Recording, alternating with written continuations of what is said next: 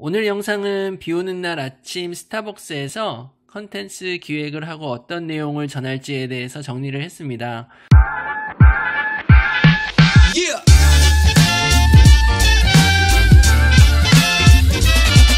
안녕하세요. 독한 남자의 밑줄 책방입니다. 오늘 제가 여러분들에게 소개해드릴 책은 세상에 없던 생각입니다. 이 책은 2부작으로 리뷰 영상을 만들었고 이 영상은 지금 2부 영상입니다. 1부 영상에서는 만화가 윤태호, 예능 PD 나영석 이 두 분에 대한 인터뷰 밑줄을 읽어보았습니다. 2부 영상에서는 유튜버 대도서관과 광고인 박웅현 이 두 분에 대한 인터뷰 내용을 읽어보겠습니다. 그럼 책을 살펴보도록 할게요. 유튜버 대도서관의 수다. 내 이야기에 공감하는 사람들과 함께 만든다. 한국의 대표적인 스타 유튜버인 대도서관은 매일 컨텐츠를 쌓아 올리는 사람이라고 합니다. 1인 방송이 삶이고 삶이 곧 유튜버인 그런 크리에이터인데요. 1인 방송의 최대 강점이 바로 쌍방향 소통이다. 시청자의 의견을 바로 반영할 수 있기 때문에 생동감과 즉흥성이 생겨난다. 나는 방송 전에 일부러 게임을 안 한다. 그래서 처음 하는 게임이라 서툴고 실수도 많다. 보다 못한 시청자들이 그렇게 하지 말고 이렇게 해보라고 제안한다. 그러면 나는 그 방식대로 해본다. 그 과정에서 신뢰가 쌓인다. 지켜보는 사람은 자기 의견이 반영되니 동기부여가 되고 나는 팬이 늘어나니 기분이 좋다. 여기 보면 이제 1인 방송의 최대 강점이 바로 쌍방향 소통이다 라고 얘기를 하는데요. 대도서관은 혼자 하는 게임에 스토리텔링을 집어넣고 시청자들의 의견을 바로 반영하면서 그들이 인정을 받았다는 그런 느낌이 들게 했어요. 결국 그게 큰 매력으로 어필하면서 엄청난 인기를 얻게 됐죠. 이때 중요한 질문이 하나 있습니다. 어떻게 하면 시청자들과 공감대를 만들 수 있을까? 공감이라는 것은 같은 감정을 느낀다는 말입니다. 다시 말해서 내 감정을 인정받는다는 느낌이 들도록 만든다는 건데요. 이때 공감은 자존감으로 이어집니다. 이게 어떻게 보면 공감의 어마어마한 힘이죠. 제가 예전에 읽었던 책 중에서 평범한 사람들의 비범한 영향력, 인플루언서라는 책에 보면은 이런 내용이 있습니다. 사람의 마음을 움직이는 공감이라는 측면에서 디지털 세상의 인플루언서들은 상대적으로 전통적인 미디어 스타들보다 강력한 힘을 가진다. 그들은 우리와 같은 평범한 사람이며 나와 공통의 관심사가 있고 깊이 있는 지식을 가진 사람이다. 그러한 사람이 적극적으로 우리에게 말을 걸어줄 때 우리는 깊은 수준의 공감을 느낄 수 있으며 그러한 공감은 사람의 마음을 움직일 수 있다. 자기만의 색깔을 갖고 원칙을 지키면서 방송하는 게 중요하다. 내 원칙은 욕설, 네거티브나 선정적인 것은 안 된다는 것이다. 어린아이까지 다 볼 수 있는 방송을 지향한다. 나는 1인 방송을 오래 하고 싶다. 부정적인 이미지로는 살아남을 수 없다고 생각한다. 인플루언서는 영향을 주는 사람이라는 뜻이잖아요. 내 모습이, 내 컨텐츠가 사람들한테 어떤 영향을 미칠까? 이 질문은 인플루언서가 되고자 하는 사람들이 항상 마음에 품고 있어야 하지 않을까라는 생각이 듭니다. 자기만의 색깔을 갖고 원칙을 지킨다. 그래서 인플루언서는 조회수보다는 영향력에 대한 책임감을 갖는 태도가 선행되어야 한다고 생각합니다.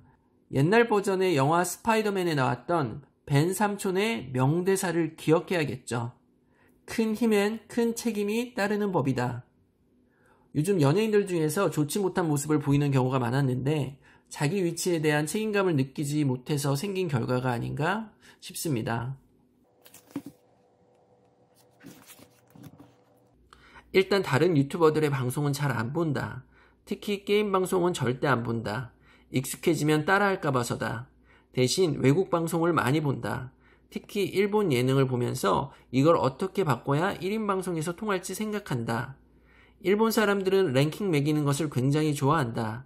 이를 1인 방송에 맞게 변형하면 재미있겠다고 생각했다.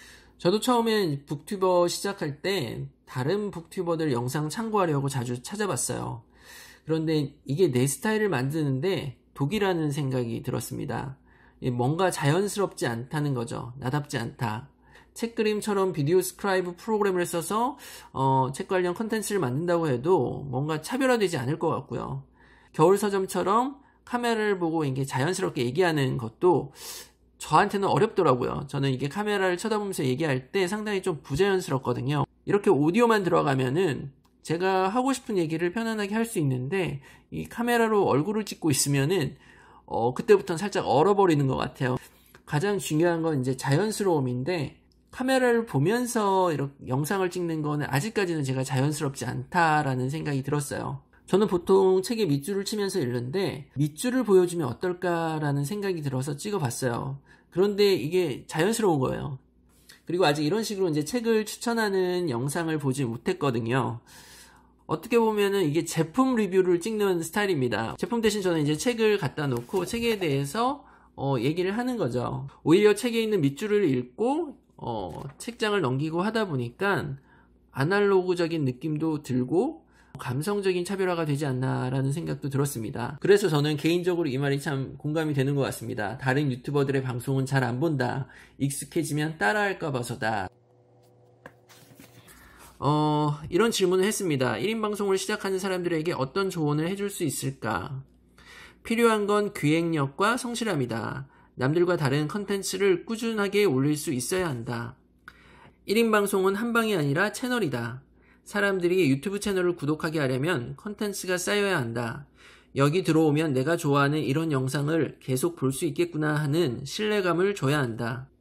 컨텐츠를 정기적으로 만들려면 기획력이 필요하다. 똑같은 소재라도 다르게 접근할 수 있어야 한다.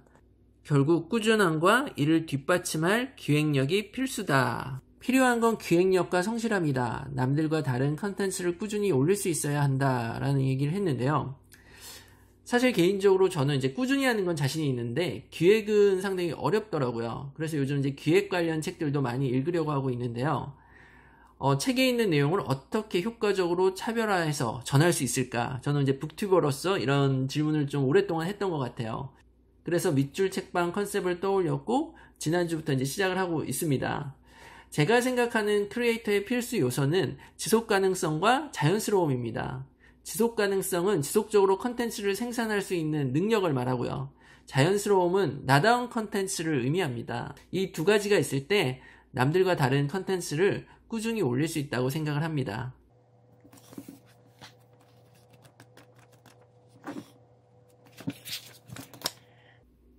정신줄을 놓고 있을 때 아이디어가 떠오른다. 광고인 박웅현의 일상. 이분이 처음 제일기획에 신입으로 들어갔을 때 남들은 다 마케팅 이론서를 봤다고 합니다. 그런데 혼자 고전 문학과 동양 철학을 보다가 왕따가 된 적이 있다고 해요. 3년간 전화당번만 하다가 제일모직의 빈폴 광고 카피 그녀의 자전거가 내 가슴 속으로 들어왔다를 내놓으면서 주위 시선이 달라졌다고 해요. 아무리 급한 일이 있어도 퇴근 후엔 생각하지 않으려 한다. 그러면서 믿는 것은 무의식이다. 우리들의 무의식을 믿자라는 말을 우리 팀원들은 다 외운다. 창의적인 아이디어가 떠올 때는 책상 붙들고 고민할 때가 아니라 오히려 정신줄을 놓고 있을 때다. 옛 선인들은 생각이 떠오르는 순간으로 마상, 측상, 침상을 얘기했다. 마상은 말 타고 갈 때, 측상은 화장실에서, 침상은 자기 직전이다. 이 세 가지의 공통점은 아무 생각이 없을 때라는 거다. 이분이 이제 정신줄 놓고 있을 때 창의적인 아이디어가 떠오른다라는 얘기를 해요. 뇌가 활동하지 않을 때 작동하는 일련의 뇌 부위를 디폴트 모드 네트워크라고 부른다고 합니다. 디폴트 모드 네트워크는 자아 성찰, 사회성과 감정의 처리 과정, 창의성을 지원하는 두뇌의 회로입니다. 특히 이 부위는 편안하게 쉬고 있을 때 작동하는 게 특징인데요.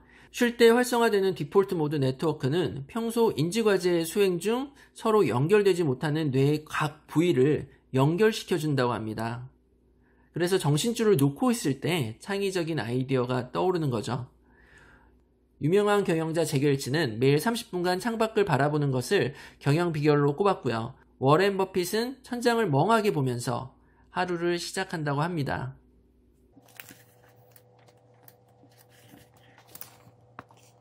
우선순위를 정하면 오늘 하루를 흔들리지 않고 살 수 있다. 그러기 위해서는 먼저 어제 일을 정리해야 한다. 그래야 내 스스로 찝찝한 기분을 느끼지 않게 된다.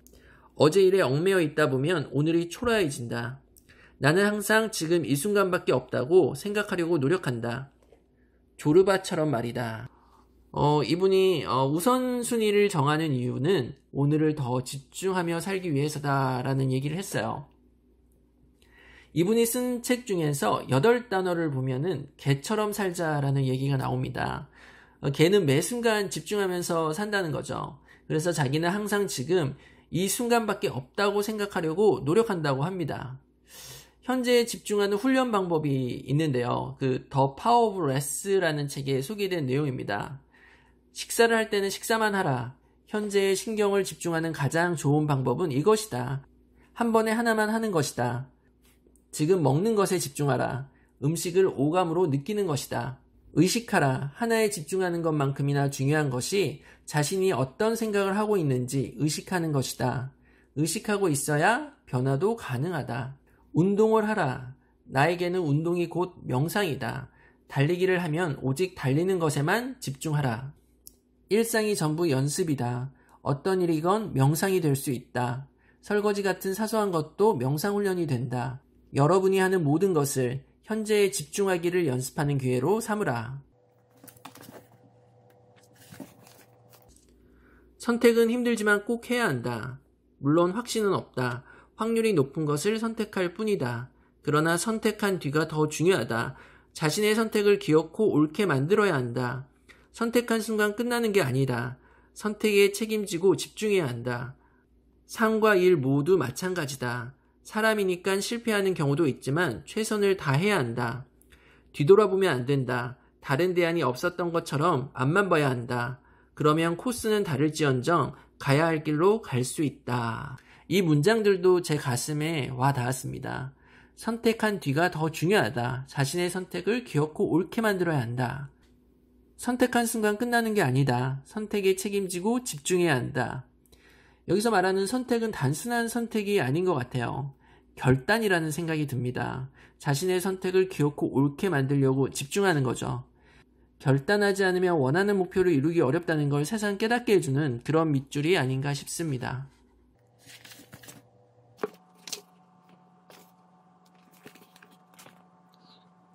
우리가 돈을 버는 이유는 단지 돈을 벌어야 하기 때문이 아니라 스스로 인생을 풍요롭게 만들기 위한 것이다. 돈 벌기 위해 택한 나의 직업은 결국 나의 사생활을 위한 것이다. 나의 가족, 친구가 일에 우선한다. 내가 조언할 수 있는 나만의 원칙이 있다면 이것 하나다. 돈을 버는 이유는 나의 사생활을 위한 것이다. 나의 가족, 친구가 일에 우선한다. 라는 얘기를 했는데요. 나는 무엇을 위해서 돈을 벌고 성공하고 싶은가? 이 질문을 잊는다면은 삶의 균형이 깨질 수도 있다라는 생각이 듭니다. 광고인 박웅현은 자본과 인간이라는 서로 다른 두 가치의 가운데에서 균형을 잡으며 광고를 만들어 왔습니다. 균형의 비결은 인문학에 있었다고 해요. 무엇보다 자신의 행복을 우선순위에 놓는다는 단 하나의 원칙이 지금의 그를 만들었다고 합니다. 자, 지금까지 세상에 없던 생각의 밑줄을 읽어보았습니다. 2부작에 걸쳐 이 책에서 소개한 총 10명의 크리에이터들 중 4명을 뽑아서 그들의 이야기를 들어보았습니다. 이 책의 다른 크리에이터들의 창작 비결도 밑줄친 내용이 꽤 많습니다. 그래서 콘텐츠를 생산하는 분이라면 꼭 한번 읽어볼 만한 책입니다. 자, 끝까지 시청해주셔서 감사드리고요. 지금까지 독한 남자의 밑줄 책방이었습니다. Yeah.